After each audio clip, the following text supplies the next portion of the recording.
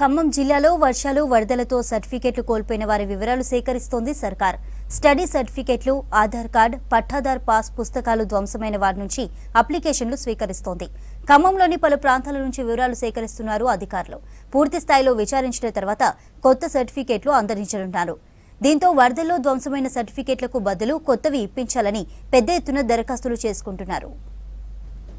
Collector గారు, commissioner గారు ఈ సర్టిఫికెట్ల వెరిఫికేషన్ ఎవరైతే పోగొట్టుకున్నారో వాళ్ళు తిరిగి పొందేందుకు అప్లికేషన్లు తీసుకుంటా ఉన్నాం. ఇక్కడ ఈ శిబిరంలో న్యాయబజార్లో ఏర్పాటు చేశాము. ఇక్కడ మీరు చూస్తూ ఉన్నారు, అందరూ కూడా నింపేసి ఒక చెక్ లిస్ట్ తయారు చేశాము. ఆ చెక్ లిస్ట్లో ఏ డిపార్ట్మెంట్లో సంబంధించిన సర్టిఫికెట్లు కోల్పోయారు, దాంట్లో అన్ని విభాగాలు ఉన్నాయి. అవన్నీ నింపిన తర్వాత అక్కడ సాగ్రిగేట్ చేసుకొని ఏ డిపార్ట్మెంట్ హెడ్స్కి అవి ఇవ్వడం జరుగుతుంది. రాబోయే 2 వారాల్లో కూడా సర్టిఫికెట్లు ఇవ్వాలని చెప్పేసి కలెక్టర్ గారు చెప్పారు. దానికి ప్రయత్నాలు చేస్తూ ఉన్నాం. అదేవిధంగా ఈరోజు మీకు జిల్లా వ్యాప్తంగా తెలుసు 68 పాఠశాలలు ఈ వరదల్లో దెబ్బతిన్నాయి. దాంట్లో ప్రముఖంగా ఈ న్యాయబజార్ పాఠశాల, దీంట్లో విద్యార్థులు 350 మంది విద్యార్థులు అన్నీ కోల్పోయారు.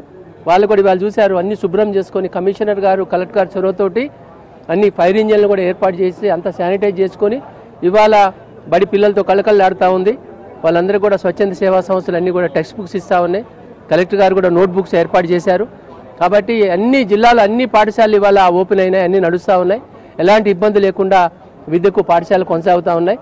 ఒక జలగన్ నగర్ పాఠశాలలో కొంచెం ఇబ్బంది ఉంది, అది రేపటి నుంచి ప్రారంభం అవుతుంది. దాంట్లో కూడా కమిషనర్ గారు, కలెక్టర్ గారు చొరవ తీసుకొని అన్ని ఏర్పాట్లు చేస్తూ ఉన్నారు. ఈ సర్టిఫికెట్లు వెరిఫికే తీసుకోవడం కూడా 2 రోజులు అయిపోతుంది, పూర్తి అవుతుంది.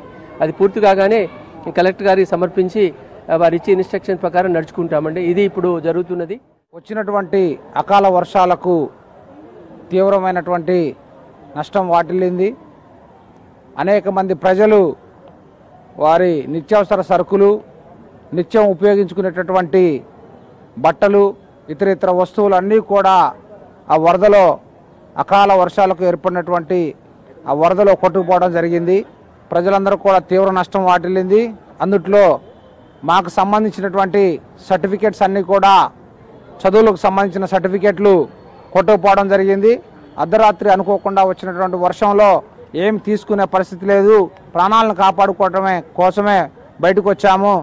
సర్టిఫికెట్స్, ఇతర వస్తువులన్నీ కోల్పోయాయి.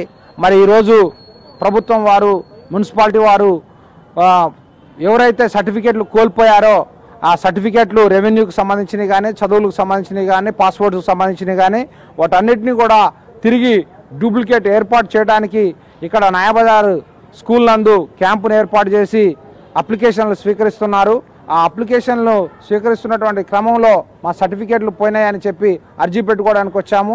ఈ అర్జీలన్నీ కూడా ప్రభుత్వం వారు తీసుకొని త్వరితగతిన సర్టిఫికెట్లు ఏర్పాటు చేయాలని ప్రభుత్వానికి విజ్ఞప్తి చేస్తున్నాం. ఇక్కడ మున్నేరు చెరువు రావడం వల్ల మా ఇంట్లో అన్ని సర్టిఫికెట్లు, ఇల్లు కాగితాలు అన్నీ లాస్ అయినాయండి.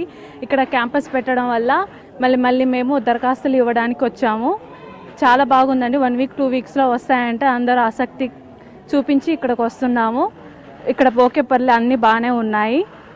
మాకు ఇక తొందరగా సర్టిఫికేట్ వచ్చేటట్టు హెల్ప్ చేయాలని